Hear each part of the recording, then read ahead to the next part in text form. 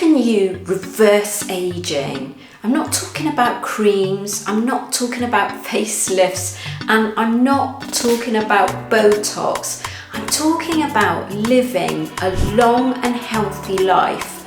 And that's what I've been doing with my own life, and I'm going to get into it in this video. Hello fam, and welcome to my channel.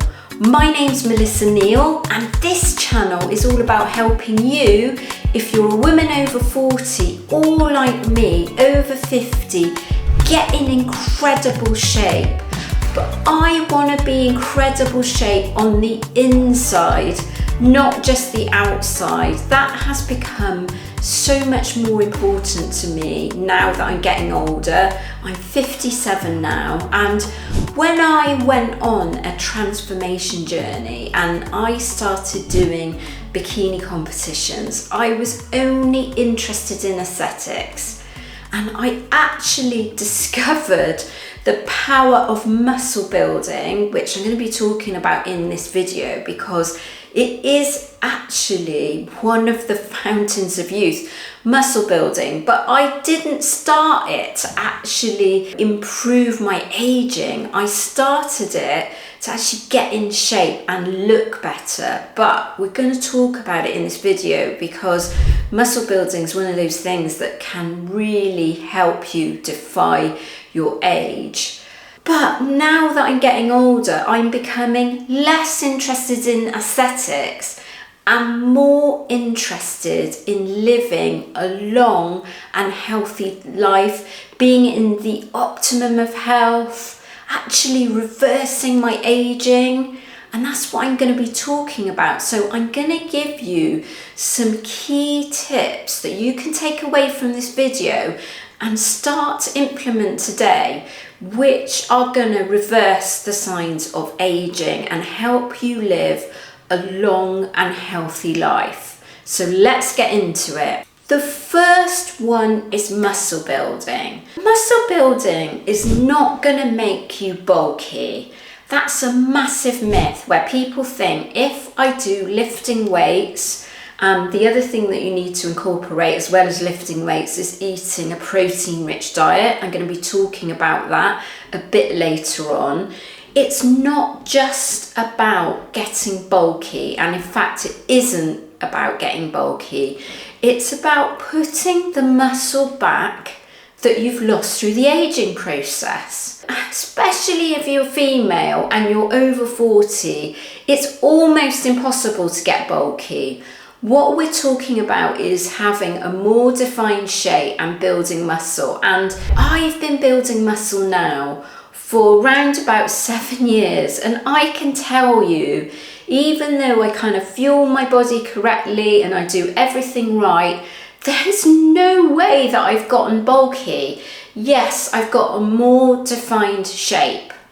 But what can it do to your health? Well, there are several things. One of the shocking things is actually the best form of exercise for reversing insulin resistance. And most women of our age, we're going to have a real problem with insulin resistance, and that can cause all sorts of health problems. So some of them being Alzheimer's, some of them being type 2 diabetes, and of course, if your insulin resistance leads to one of these, they're kind of modern day diseases, it's going to speed up the aging process. So building muscle, that's just one thing it does. It helps with insulin resistance. As well as insulin resistance, muscle building is going to help with a plethora of things that are going to improve your health. So it's going to improve your balance, your stability, and your mobility. It's going to give you other forms of longevity. So you are going to find if you've retained and built muscle as you're older, you're going to have things like strength to be able to lift things, to be able to sit down, to be able to walk up a flight of stairs, those kinds of things. it's going to actually improve your metabolism. So your body's going to be better at burning fat with muscle on it. There are all sorts of reasons. I've only just named a few of them where it's something you need to focus on if you're interested in longevity and improving your health and reversing aging. Number 2, and it's 2 things really, it's quitting smoking and quitting alcohol. Now, I've got to confess, I haven't smoked since I was a teenager, probably about 17 years old. So I quit smoking a long time ago. And I'm not going to get into this video because I think it's fairly obvious, isn't it, that in order to reverse aging, if you're currently smoking, you definitely need to quit smoking. Now, I'm going to talk about alcohol because that's less well known, but there are a lot of problems with alcohol. The first being that as you age, your body tolerates alcohol less. That's because you've got less water in your body naturally. And so, in other words, what's going to happen is you actually get drunk more easily. The alcohol impacts on you. It affects you more as you get older. So that's the first thing. The second thing, if you're menopausal or most postmenopausal, your body doesn't respond to it well. It impacts on your hormones. You're going to find you gain weight. You're much more susceptible to weight gain with alcohol. The two go hand in hand. So it's going to cause a lot of inflammation in your body. It's also going to result in weight gain. The other key thing about alcohol, and this is why I quit alcohol, and I quit it probably, I cut down a lot. So I was only drinking it on special occasions 6 years ago, and I cut it out altogether 5 years ago, and I've noticed an incredible difference. But the reason being is you cannot build muscle and drink alcohol at the same time. There's scientific evidence to show this, not just for people my age, but for people any age. And so if you want to be building muscle, you don't want to be drinking alcohol on a regular basis. You probably want to quit it altogether, and that would be my recommendation for healthy aging. Or if you're not going to quit it altogether, just reserve it to special occasions. The number 3 thing that I want you to do, and I have been doing, and that is improving your balance, your mobility and stability. Now, I talked about it when I talked about strength training. So I'm going to show you the first one, or I'm going to talk while I'm doing it. And that's like standing on one leg. And you want to be able to hold that for 30 seconds. And, if you close your eyes, that's going to make it even more difficult. So that's what I'm doing. And you can see I'm having a slight wobble by closing my eyes. But you want to be able to do that for 30 seconds. The other one is, can you sit down and get up without using your hands or your elbow? Now, I've got to confess, in the last year, I found this more difficult, so I do need to practice this. And I will confess, I do it with my knees. So you can see there, I'm using my knees, but I haven't used my hands. Now, if I was really good at this, I would actually do it without using my knees as well. But I'm pretty happy on that. I do need to improve that. So how can you improve that? Well, you can practice yoga, you can practice Pilates. I actually go to Pilates once a week, and it's absolutely fantastic. And both yoga and Pilates are definitely good for improving your balance. You want to, as well, practice those 2 things. Practice standing on one leg, practice getting up and off the floor. I was commenting to Ken, my partner, the other day, because we were watching a movie with Asian people, Southeast Asian people, and they were sitting cross-legged. And I said, if I had to sit cross-legged for more than 10 minutes, I actually find that quite difficult. And we don't do things like that in our everyday lives. So it's like Practice sitting cross-legged, which is another thing that you do in yoga, don't you? You sit cross-legged. Practice those things and you actually can, no matter what your age, you can get better with them, especially if you're practicing strength training as well. The next key one is grip strength. Now, my dad, he's actually my stepdad, he has got an amazing grip strength and he is 87 and he's not the healthiest of persons, but he can hold one of our hands in a handshake and he can outgrip anybody. And so, you know, if you see any research or evidence online, they will tell you people that have a great grip strength, there's actually evidence to show that they live for longer. So how can you test this?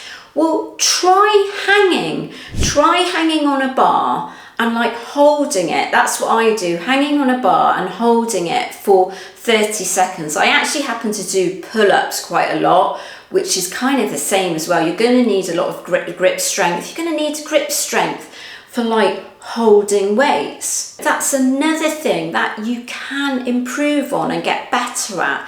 So do practice that by like holding things and hanging. That's going to improve your grip strength. The next one on my list is eating protein and plants, incorporating those into your nutrition, into your diet is make a huge difference. So what does protein do? Well, protein is going to help with the muscle building. So you don't just want to do the lifting weights and the strength training to build muscle. You want to be incorporating the protein.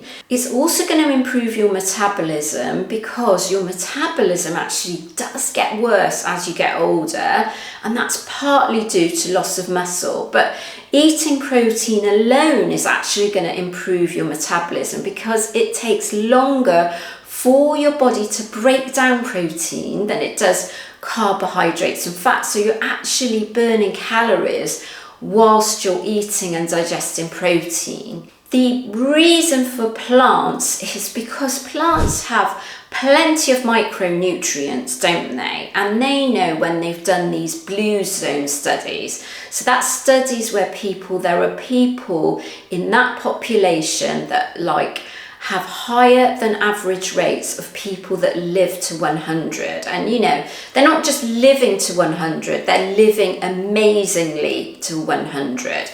And you know, one of the common denominators is they eat plants, plenty of fruit, plenty of vegetables, plenty of stuff that they've actually grown themselves. So you want to be incorporating that. And you know, as I said, you're going to get the vitamins, you're going to get the minerals. It's going to keep you satisfied. Having that diet that's high in protein and high in lots of veggies and fruit, it's going to keep you satisfied. So you're less likely to snack on some of the stuff that's not quite so good for you.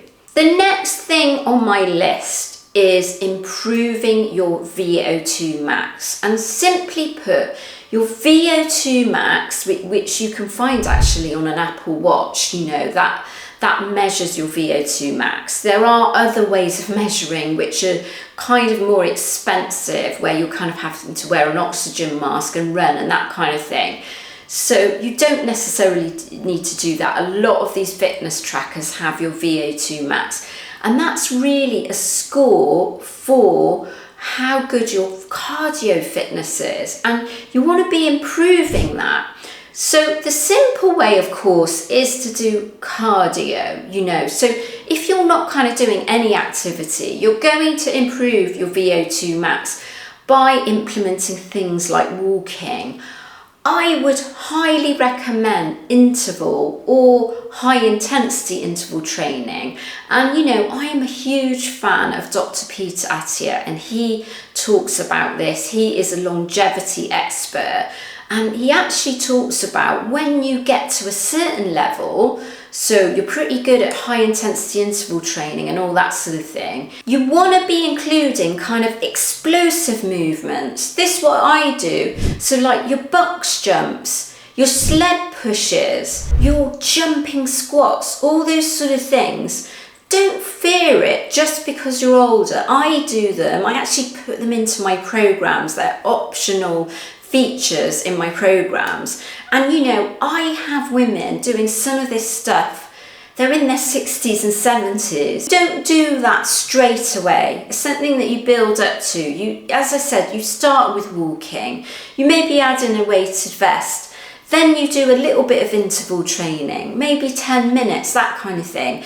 And then you can gravitate towards those explosive movements, and that's really going to do wonders for your VO2 max. Now, lastly, a little bit of a word on intermittent fasting. There's lots of content online that talks about intermittent fasting and longevity.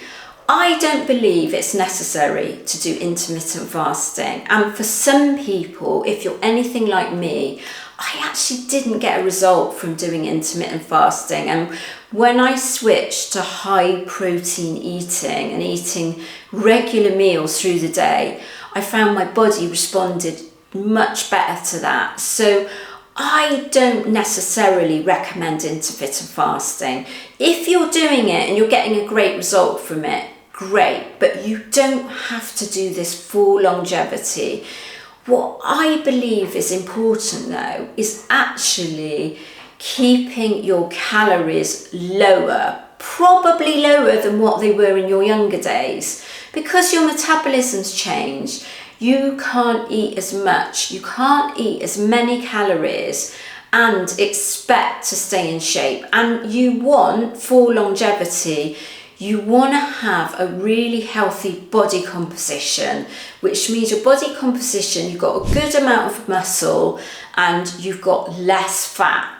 And in order to do that, you need to have some sort of calorie restriction. Now, some people do calorie restriction by intermittent fasting, but it's not necessary. You can get a great result, and all the women I know that actually look in amazing shape, they do not practice an intermittent fasting protocol.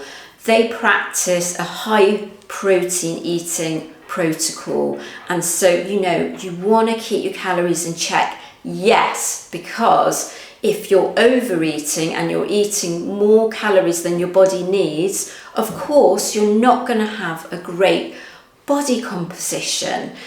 Now, if you would like to try my program for women over 40 for 7 days at no cost to you, you can actually use that program for more than 7 days and it's yours for life. You will never have to pay for it. Click the link in the description and download it today, because it's got a lot of this stuff that I've been talking about today, the weightlifting, the eating. So, and do let me know in the comments, do you like this content on like longevity, or do you want me to just go back to my fat loss stuff that I normally do? Because this is my passion, and you know, I believe that if you get some of this right, you're gonna get the fat loss anyway if you get some of this right. It's not just about how healthy we are on the outside. It's really important, isn't it, to be healthy on the inside? But I'd love to know from you whether you like this kind of video content from me.